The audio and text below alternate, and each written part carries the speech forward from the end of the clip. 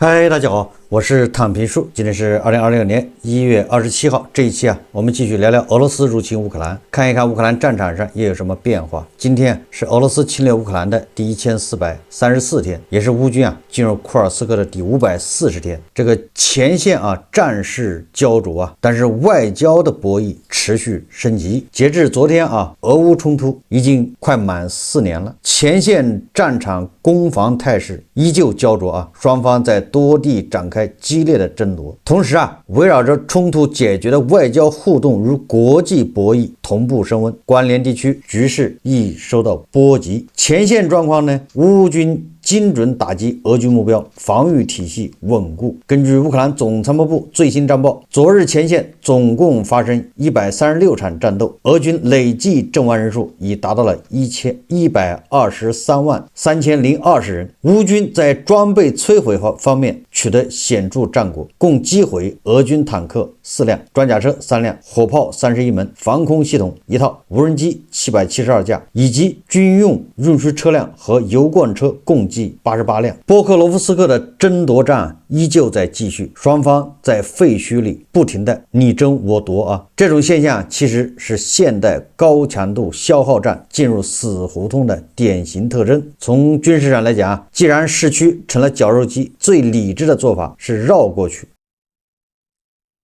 但从政治上看，拿下红军村这个名字对双方都有巨大的象征意义。也就是说红军城已经成了普京心里绕不过去的一个心结。普京急需要宣布解放某某某城市来提振俄罗斯国内的士气，哪怕只是一片瓦砾，而乌方需要证明自己依然有能力在关键节点阻击俄军，以换取西方的持续援助。现在这种打转是因为进攻方的拳头，也就是所谓的装甲力量在无人机面前失效了，而防守方的盾牌在重炮面前破碎，剩下的就是这种在废墟和高地之间比拼谁的血条更长，谁的无人机电池更多的死亡僵局。这个死亡僵局已经快2年了根据英国情报部门的提供的数字乌克兰和俄罗斯的伤亡比是1:27，这个大家恐怕也知道也就是谁进攻谁倒霉。前线由于无人机的大量应用，导致现在这个整个的战争态势和以往早就不同。有很多人总是说乌克兰为什么不反攻，你看看你怎么反攻目前谁反攻谁倒霉，就是谁进攻谁倒霉。进攻一方你要越过一个20公里宽的这么一个死亡地带。乌克兰特种作战部队第8团特种任务小组报告，在库皮扬斯克成功执行了一次行动。在市中心区域侦察期间，特种部队人员发现一组俄罗斯士兵占据被摧毁的超市以及临近建筑物内的阵地。据报告称直接行动导致2名俄兵被毙，2人被俘。此次行动协助友邻部队重新控制了库皮扬斯克市中心区域。而乌克兰的联合部队发言人叫维克多·特雷胡波夫表示乌克兰部队在即将完成对库皮扬斯克市俄军的清剿，但俄军仍占据部分中心区域。他指出俄军正试图从北部突破以增援城内的阵地，但迄今未能成功。乌克兰部队持续保持控制，并封锁所有向库皮扬斯克内补充俄军人力的企图。而乌克兰的联合部队发言人特列古波夫说他说俄罗斯正以15至20人的突击小组发动攻击。此类袭击不仅发生在沃夫查尼斯克周边地区，利曼方向也遭遇了此类情况。库皮扬斯克的战斗仍在继续，俄罗斯方面仍试图在俄乌边境沿线地区渗透。特列古波夫强调尽管部分战区活动有所减少，但目前仍谈不上平静局势。俄乌双方继续坚持轰炸对方的能源基础设施卫星图像显示位于奔萨的油库遭袭后现场情况由自由电台记者发布。该设施内一座储油罐被完全摧毁，相邻的数个储油罐因持续2日的火灾而受损。1月4号一处位于叶列次市的能源工厂遭到打击，生产车间被确认遭到直接命中。该设施是航空、河运以及海运舰队无线电设备和应急通信所用自主电源的开发商和制造商，同时也为俄罗斯制制导航空炸弹模组和导弹生产动力组件啊，也就是一个重要的一个俄罗斯后方的一个兵工厂啊，实际上就是造各种电池的动力，在1月4号被乌军彻底摧毁。2026年1月25号，一架乌克兰无人机将塔甘罗格陷入黑暗。在俄罗斯库尔斯克州，一架乌克兰空军的米格29支点战斗机用2枚500磅重的法国的铁锤制导炸弹，将一群俄罗斯无人机操作员夷为平地。乌军使用拦截无人机毒刺，在短短6小时内摧毁了22个俄军目标。第47机械化旅马古拉的空中战争防空部队的一个机组击落了14架沙赫的无人机。这些战士在捍卫者对抗烈士活动中荣获第1名。他们拦截俄罗斯的这个沙赫的无人机啊，还有比赛，这个47旅的马古拉这个小组获得第1名。26号凌晨，乌军用无人机打击了克拉斯诺达尔边疆区的炼油厂和油库。乌克兰的敌后武工队也没闲着乌克兰的叫阿特什游击队在俄罗斯布良斯克州实施了一次破坏行动，摧毁了一辆用于向俄军前线部队运送补给和装备的军车，该车及所载物资已完全焚毁。这是乌克兰的铁道游击队由于俄军近期加大了对乌克兰的能源基础设施的打击这里面用了很多的这个弹道导弹这个乌军通过拦截的导弹的这个残骸也发现了很多问题。在近期的防空拦截作战中，乌军检验被击落的俄罗斯导弹残骸，发现有今年新制造的 KH-101 巡航导弹，这似乎表明俄军的库存不足。除了西方制裁和乌军远程袭击导致俄罗斯军工企业产能受限外，还有一个主要原因，即俄军正加大对乌克兰的空袭力度。这个冬天很可能是克里姆林宫的最后机会。除此之外，乌军还发现俄军已经有相当长一段时间没有发射 KN-23 弹道导弹了。这个 KN-23 弹道导弹实际上就是朝鲜制造的山寨版的伊斯坎德尔 M 弹道导弹。乌军发布的防空战报中也能看出，最后一次提及 KN-23 还是2025年12月13日。与此同时，俄军又恢复使用 S-300 和 S-400 进行对地攻击，也就是 S-300 和 S-400 不是防空导弹吗？防空系统它用来对地攻击，那就说明这个普京为了在这个短短时间里面对乌克兰造成这个严寒，所以他是不择手段，导弹不够就用 S-300 S-400 上，尤其是攻击哈尔科夫等前沿城市。不光是 S-300 S-400这个2026年1月24号凌晨，俄罗斯用12枚 KH-22 重型反舰导弹袭击了乌克兰。这种反舰导弹战斗部重达950公斤，它要摧毁那个军舰的巡洋舰或者是什么护卫舰的那个装甲那钢板。那这个用来打这个居民楼，一枚可以摧毁一栋30层的公寓楼。因速度太快，自开战以来乌克兰仅仅拦截了3枚。不过24日凌晨乌克兰一下拦截了其12枚中的9枚。这说明什么呢？说明美西方的防空武器到了，主要是爱国者导弹，对吧？已经到货。所以从这个俄罗斯用这种反舰导弹和 S-300 S-400 打击这个乌克兰的这个民用能源设施，已经说明俄罗斯的这个弹道导弹恐怕库存已经见底不光是俄罗斯的这个弹道导弹库存见底，恐怕连朝鲜的它的库存也见底，至少它已经供应不上了嘛。当然了，也有一种可能朝鲜是有不愿意给普京，因为普京现在还有这个应付账款还没付，这晚传对吧？司令官给普京打电话要钱呢，你马上就过年了嘛，年底要结账对吧？那么多士兵家属抚恤金对吧？俄罗斯想给点土豆对吧？给点这个小麦就打发了，那是打发叫花子，打发要饭的。司令官要美金，所以说既然你俄罗斯对吧不积极的付款，那人家司令官这边恐怕有也不会给了，不会给的那么痛快。谁愿意睁着眼睛做亏本买卖不过相比较而言这个欧洲的这个军工生产能力现在已经上来了。首先是莱茵金属将把155毫米炮弹的产量提升到150万发一年，那这个就很了不起了那有一个莱茵金属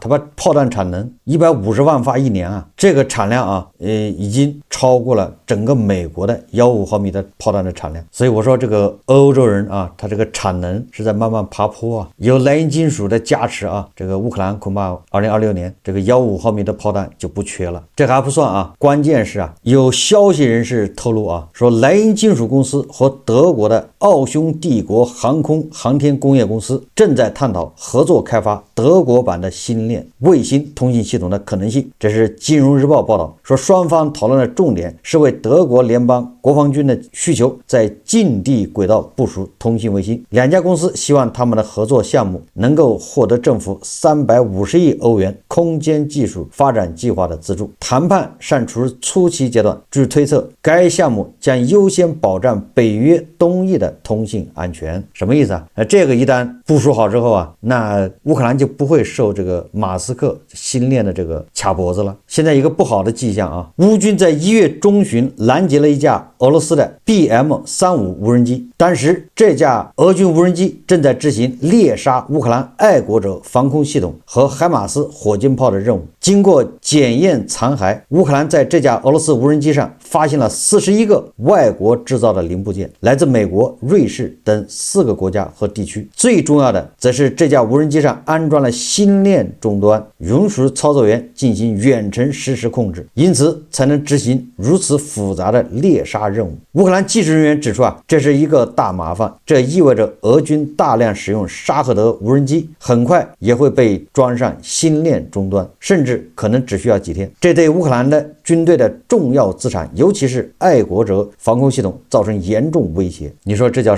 怎么回事，对吧？首先啊，这个无人机上面有41个外国制造的零部件，主要是美国和瑞士的。第二个，这个无人机上居然装了马斯克的星链终端。乌克兰的国防部表示啊，乌克兰计划在2026年生产超过7000万架无人机。无人技术已成为非对称防御的基础，并使得建立纵深达20公里的打击区域成为可能。下一个目标是通过打击俄罗斯在作战纵深内的目标，将打击区扩大到100公里。什么意思呢？这个乌克兰的新任的国防部长啊，他又画了一个蓝图。现在乌军在前线啊，主要是控制了一个20公里的这种叫死亡地带，用无人机啊。那么这个乌军还要大力发展无人机技术。这个 FPV 无人机啊，你飞不了太远了，对吧？所以说20公里是个极限，就控制20公里啊。那么现在乌克兰啊，它要研发能够控制100公里，就是能飞100公里的 FPV 无人机。这样的话啊，是不是整个战场的这个杀戮区啊，死亡地带那就更宽放，俄军更无处可逃。所以说这个对乌克兰来说非常重要啊。2026年生产700万架无人机。根据法国24电视台报道，法国已向乌克兰交付射程达500公里的攻击型无人机。法国公司 EOS 向乌克兰提供了该款无人机，其飞行范围可达500公里，续航时间达到5小时。一家法国汽车制造商正准备在2030年前生产100万架该型无人机，这个还是慢了一点啊，也就是在4年时间里面生产100万架，这是远程的攻击无人机啊，这个速度啊效率还有提高，这个可以说让俄罗斯啊吃不了兜着走啊。该款无人机2-3个人3分钟就能组装完成，它可以飞行5个小时，并在500公里的范围内自主搜索目标。据法国24电视台报道，这些无人机既可以用于侦察任务，也可以作为自杀式攻击无人机使用。根据路透社报道啊，欧盟理事会已批准全面禁止俄罗斯天然气供应至欧盟，从2027年1月1日起将禁止进口俄罗斯液化天然气，管道天然气进口则从2027年9月30日起禁止。欧盟部长们周一在布鲁塞尔举行的会议上批准了这项法律，但斯洛伐克和匈牙利投下反对票。匈牙利表示将就此案向欧盟法院提起诉讼。两国目前仍严重依赖俄能源进口，并希望保持与莫斯科的密切关系。你看看啊，战打到现在了，居然还要等到2027年1月1号起才禁止进口俄罗斯的液化天然气，然后这个管道天然气呢还要等到2027年9月30号，这不就给俄罗斯送钱吗？为什么不能提前解决呢？这战都打成这样了，这个欧盟啊确实有些操作啊让人费解。一方面对吧，他确实现在啊援助乌克兰他们出的资金是最多的，现在大头是欧盟，但是一方面他又在跟俄罗斯做生意，然后他还指责则大国，这个确实啊，这个不太合适。就这样，对吧？斯洛伐克还有匈牙利还反对，也难怪这个美国人啊，特朗普啊，对欧盟非常不感冒，对吧？美国人抱怨欧盟啊，这个美国的财政部长贝森特说啊，说欧洲这帮蠢人，他们在通过印度资助俄罗斯打自己。美国财长贝森特在接受采访时称，欧洲这帮蠢货为了跟印度达成贸易协议，拒绝配合我们，向购买俄油的印度加征25%的关税，完后还从印度购买俄油炼化的成品油。这帮蠢货就等于用自己的钱资助俄罗斯打自己。大家看视频啊。That's a check and a huge success. I will also point out that our virtue signaling European allies refused to do it because they wanted to sign this big trade deal with India. And just to be clear, let's understand what's happening. Before the Ukraine invasion, approximately 2 or 3% of Indian oil that went into their refineries came from Russia. The oil was sanctioned, it got deeply discounted, and moved up into the high teens. 17, 18, 19% was being refined, huge profits from the refiners.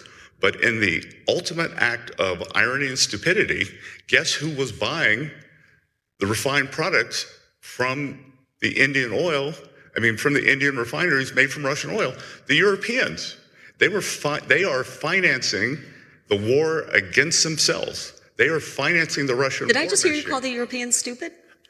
I said there was an act of stupidity. 确实，这个欧盟啊，这个实际上都是为了利益嘛。这个美国对印度采取制裁的吧，加了25%关税，不让它从俄罗斯进口原油，而俄罗斯对吧，把石油出口给印度啊。那印度炼油厂炼完之后，印度人自己消化不了，它主要是卖到欧洲。这个印度实际上就充当一个中间商，倒个手。当然了，它也炼化一下啊，成品油卖到欧洲赚2道钱。特朗普要对印度对吧加征25%的关税，这个欧洲不跟进，为什么？你要加征，实际上因为你要想着这个印度的油最后是流到欧洲去的，欧洲他自己给自己加税嘛，所以欧洲他不。我们想象一下啊，特朗普这边正跟穆迪两个人在较劲呢，对不对？两人在掰手腕呢。这个特朗普一会儿哄这个莫迪老先，一会儿又是恐吓他，对他施压。这个莫迪啊，现在正在屈服，对吧？莫迪一边去找这个俄罗斯，找普京。现在本来这个时候，对吧？你既然欧盟跟美国是同一战线，希望美国帮他一起抗击俄罗斯，那你欧盟这个时候也应该对印度是吧采取统一的态度，要么一起制裁，对吧？要么一起不从这个印度进口这个成品油。印度啊，你完全可以不从俄罗斯进口石油啊，你可以从美国，从委内瑞拉嘛。这个特朗普不就这意思吗？结果你看啊，这个欧盟啊，他居然跑去对吧，相当于挖这个特朗普的墙角啊。这个欧盟的主席冯德莱恩跑到印度去访问，居然是投怀送抱。特朗普对印度购买俄罗斯石油征25%的高关税，美印差不多是撕破脸的状态。欧盟冯德莱恩居然跑到印度去签印欧贸易框架协议，这是个大合同。这个欧盟的这个骚操作是吧，也不能怪美国人埋怨呢。那边特朗普在给印度的莫迪上眼药，你这边冯德莱恩跑去给人家打气。这还没完啊，这个印度总理莫迪啊，居然邀请冯德莱恩观看俄罗斯制造的导弹，就是具有俄罗斯技术背景的叫布拉莫斯高超音速巡航导弹。